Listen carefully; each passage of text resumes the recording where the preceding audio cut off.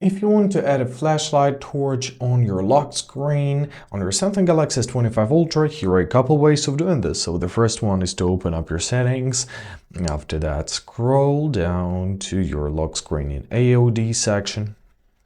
And then scroll down to your looking for something else section, and here you gotta find your edit lock screen. Choose it.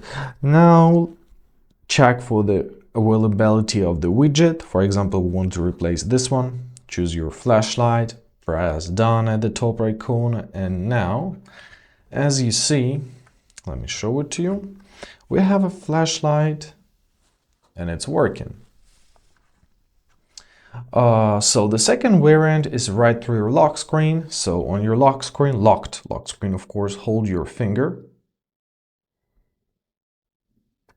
Now you have to enter your password, or you can scan your finger and you will be prompted in the same exact menu as before. So choose the desired widget and set it up on flashlight. Press done, and there you are.